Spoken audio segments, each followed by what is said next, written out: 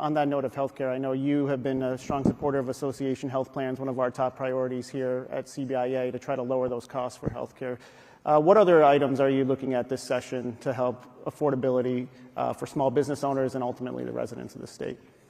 So we're exploring a lot of areas of affordability for small business. We're trying to keep it simple. As you said, I'm a small business owner, belong to a national association, and we talk to other businesses in different states. And when we were having conversations, after the networking, if you will, and talking about the cost that I have to pay in Connecticut compared to other states, they didn't believe me.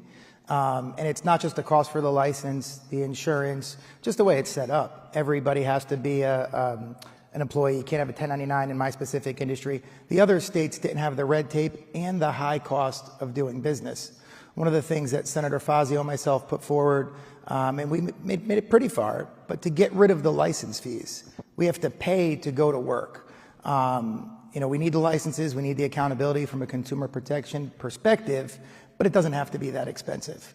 So we're going to find ways to really drive down the cost of doing business so the consumer pays less and the business owners could keep their employees. And to do that, you have to have those benefits. You have to pay well. Sometimes we see legislation proposed that may have good intentions, but could really negatively affect certain businesses. They put everybody in one group and say, predictive scheduling or raising the minimum wage, and certain businesses just aren't designed for that. And we're going to really hurt those businesses. So we have to pay attention to that. So as ranking member of the General Law Committee, you're very involved in these negotiations on AI and data privacy bills. What are we expecting to see come up this year? And what can we do to make sure that small businesses especially don't get those high costs that come with some of the regulatory schemes, but also have an incentive to invest in AI so that they can create that productivity and ultimately more tax revenue for the state? Sure, it's a great question, and I work really well with the chairs and my other rankings on general law.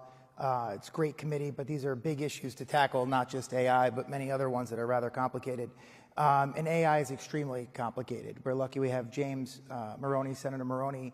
Him and I are on a worldwide task force, I believe.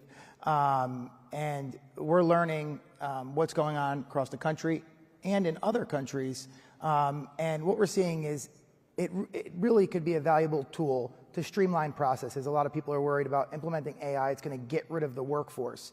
I don't think that's true. Maybe if you're a translator, you might want to try to go to one of these technical programs and get another profession. But you need, the human element. And AI, in my opinion, is a tool to help businesses do things more productive, quicker.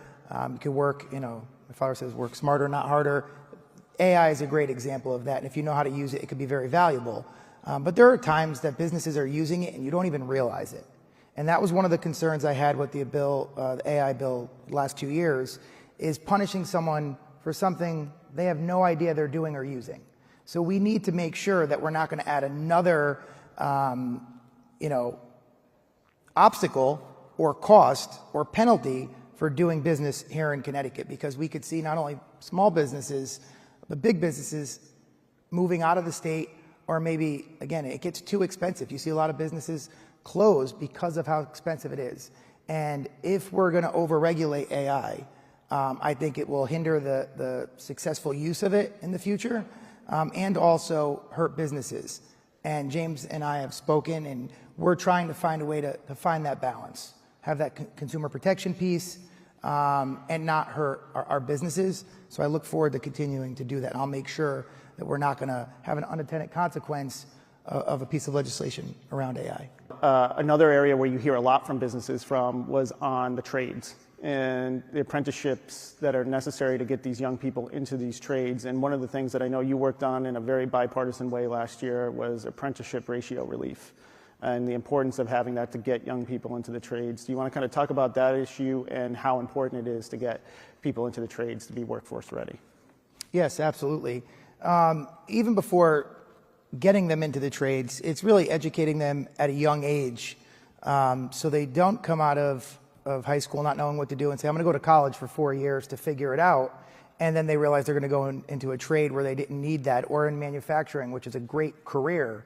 Some of my manufacturing businesses in Wallingford, when I was touring them, I was shocked to realize $75,000, $80,000 a year starting salary, good health benefits. These are real careers. And I don't think we do a good enough job of educating the kids at an early age.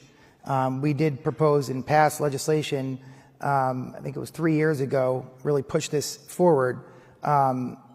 Really quick story why we did this.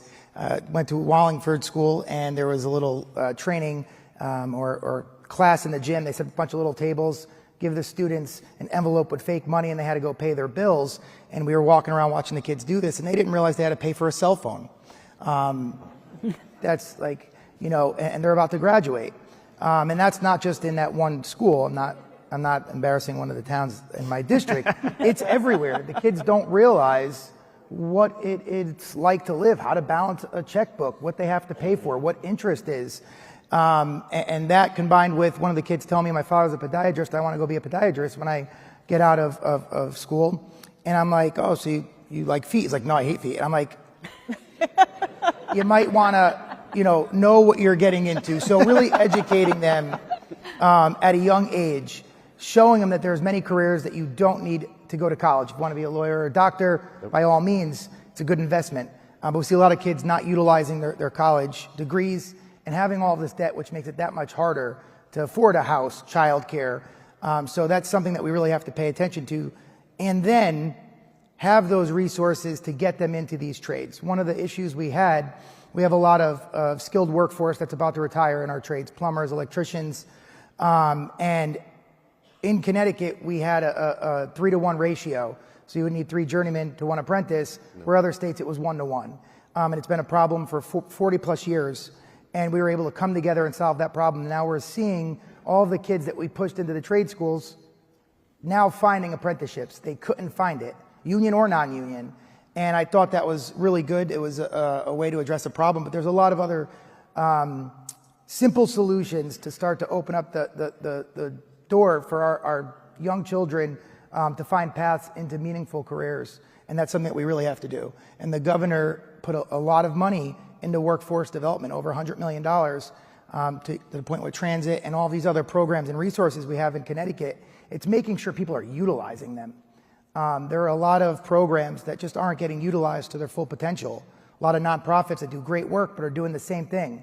We need to come together and make sure all the resources are being used and our tax dollars are being invested wisely into the nonprofits that are having success in the workforce development space.